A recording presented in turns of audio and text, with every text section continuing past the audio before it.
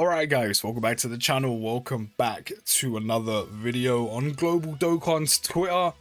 It has been revealed the next upcoming Dokkan Fest is indeed Raditz. I think we all knew he was coming next. He's going to be released during the EX portion of the anniversary. If you don't know what the EX portion is, I will go through that soon in a video.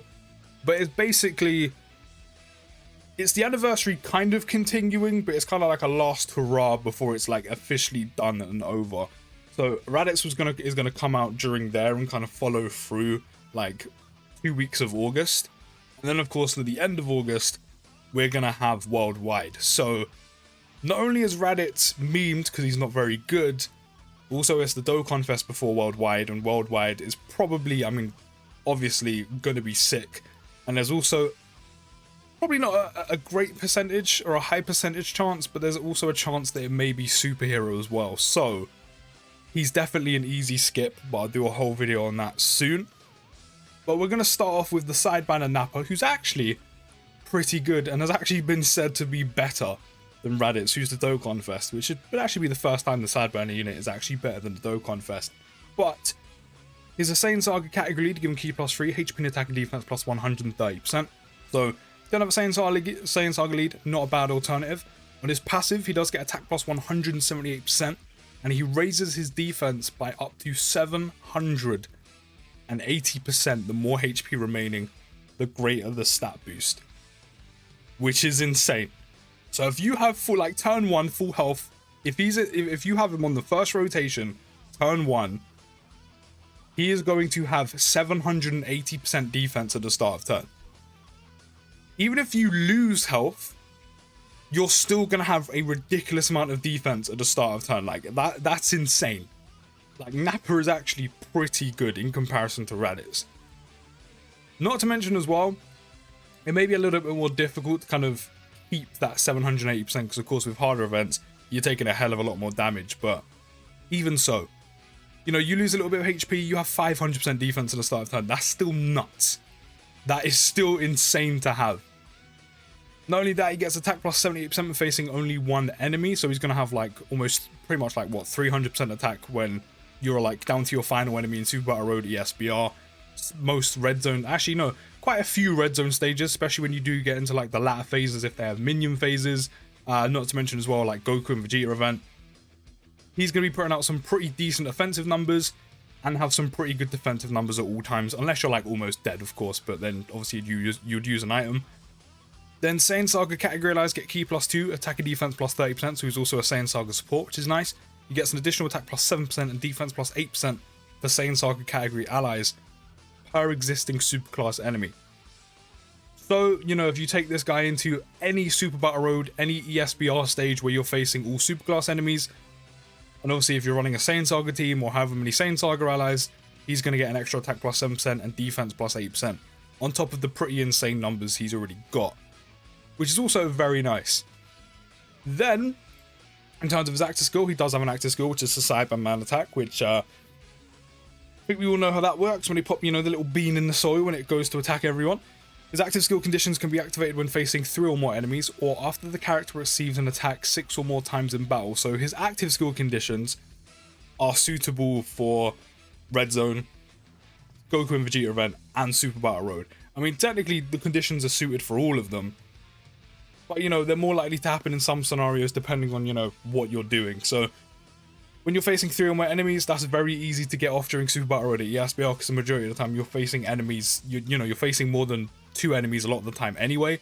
And then there's actually some red zone stages you're going to be facing at least 3 enemies as well, like, you know, Bojack's first phase, Turles Squad.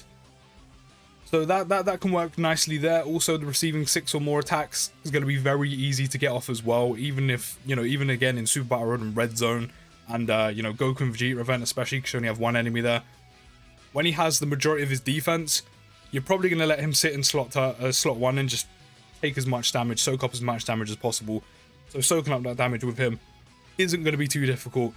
Also, you probably do it in Super Battle Road as well, so very easy to get his active skill off, and 2 different ways of doing so as well, which is nice. But on his active, he causes ultimate damage to the enemy, lowers attack by 31%, lowers defense by 81%, and seals super attack for 1 turn. So very handy at taking a little less damage, dealing a whole lot more. There we go. Whole lot more damage. And then also something you can't really take advantage of in the majority of events, but in Super Battle Road, you'll be able to seal, which of course is very nice at avoiding some ridiculous damage you can take, and also getting through your enemies a bit quicker, considering you will lower their defense by 81%. So his active skill is quite nice.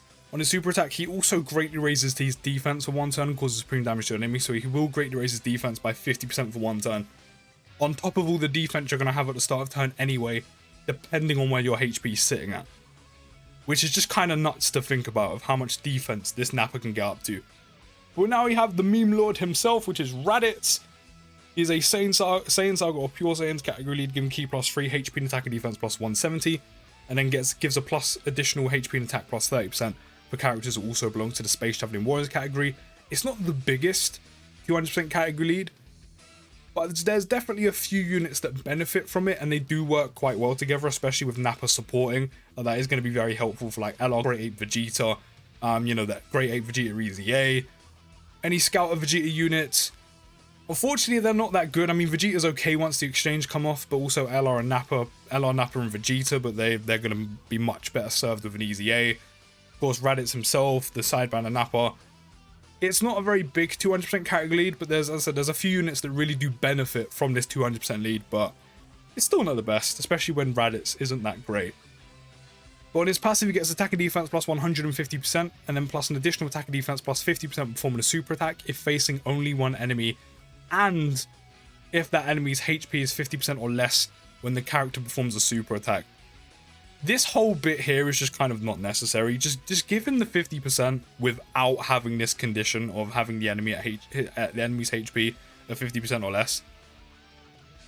Like, I know that's not very difficult. Like, you know, you could be easily running through like the final enemy of Super Battle Road. You know, could be a single enemy in Red Zone, and you know they're almost dead, and it's very easy to get that 50% off. But he's only going to be putting out more impressive numbers when the enemy's almost dead. Like, you kind of want him to be doing those impressive numbers and have some solid defense straight away. You want that for the entirety of the fight, the phase, the battle, the stage, the event, whatever. So this whole bit here was just kind of unnecessary. I don't know why they just didn't give him the 50% in general. He also gets an additional attack plus 100% and a high chance of performing a critical hit as well, which is also very nice. That's good. I mean, that's probably why they added this condition, but could you imagine all of this with then this? Built-in crit and attack plus 100% on top of this, which is multiplicative, without this condition. Would have been a whole lot better. He also performs a critical hit within the same turn after receiving an attack, plus an additional defense plus 158%, 150% when facing 2 or more enemies. So in Super Battle Road, he would actually be a lot better defensively. Also, he would have a guaranteed crit.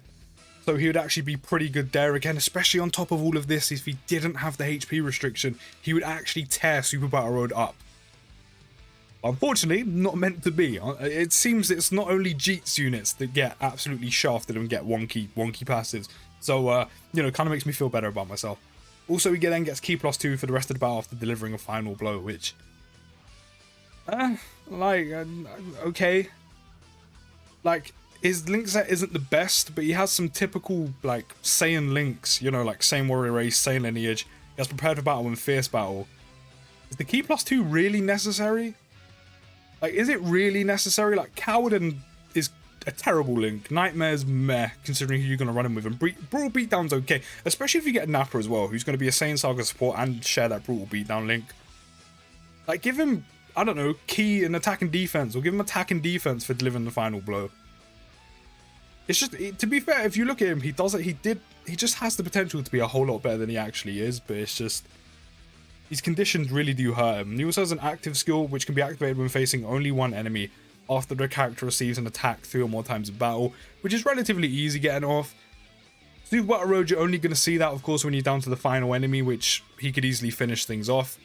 Not to mention, majority of other events is relatively easy to do, considering how many attacks are coming in the likes of Goku, Vegeta event, and Red Zone. On his active, he greatly raises attack temporarily, causes ultimate damage, and stuns the enemy for 1 turn. See, again, this would have been amazing for Super Battle Road if it wasn't to be activated when you're facing only one enemy. Like, yes, the stun is still handy because he may not be dead, But in a like kind of realistic setting, you would use his active, you would do the ultimate damage, depending on where the HP's sitting, depending on, you know, how close he is to being dead. But then you would guaranteed stun him, which is good. Then you would then super Raditz, or super with Raditz, super with whoever the next 2 units are in the rotation, and then the stun's just kind of wasted. It's not, I mean, it's not really wasted, that's a little bit harsh, but you can't fully take advantage of it. Like, if you just could get it off without the only one enemy part, that would be a whole lot better. Like, a whole lot better. Could you imagine get a guaranteed stun off when you're facing like 3-4 enemies in Super Battle Road, and then, you know, not having to take as much damage as you might do if, you know, you didn't stun him. As I said, he had the potential to be such a good Super Battle Road unit, but all these conditions just really hurt him. Like, he's good for World Tournament, but who cares about World Tournament? And then on Super, he greatly raises attack and defense 1 turn and causes supreme damage to all enemies.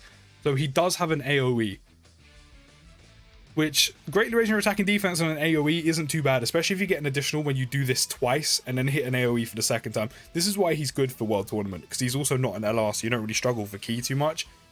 But could you imagine, with get rid of all the conditions in his passive, all the restrictions, could you imagine how dominant he would be in Super Battle Road, and especially when you take away the only facing one enemy portion of his active?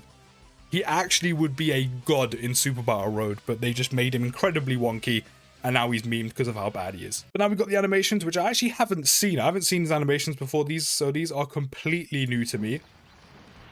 And what we're saying for these Dokkan, I'm expecting these to be nice.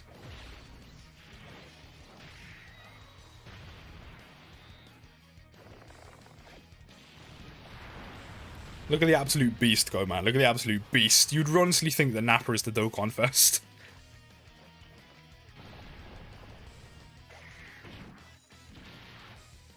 Standard. Nothing too flashy, but standard.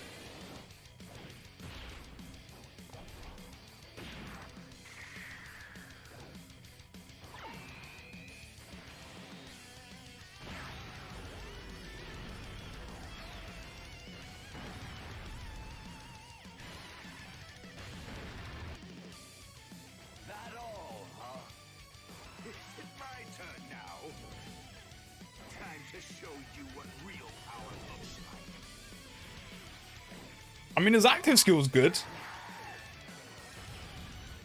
The voice lines in his active actually sound pretty good. I'm not gonna lie, they're decent animations. The active skill actually sounded pretty good. His OST is actually pretty good as well. I mean, Dokkan never misses with that. It's a shame that he's not a great unit with all of these things. This is kind of like transforming Goku Black all over again. He has such great animations and stuff, and he sucks. Honestly, I don't know what they were thinking. Like, on JP, he came out on April 1st. Maybe it was just all a joke. Maybe it was all a joke. But I don't know what they were thinking with him, because he generally could have been an absolute monster in Super Battle Road. But let me think down in the comments. I really hope none of you are summoning. I mean, if your favorite character is Raditz, then by all means. But he is coming just before Worldwide and off the back of the Annie. So he is an easy skip. And I really hope none of you are summoning for him unless you really want him or he's your favorite character. Then by all means, do you be. Let me know what you think down in the comments. Don't forget to drop a like, subscribe for new. I'll see you next video, guys, and push!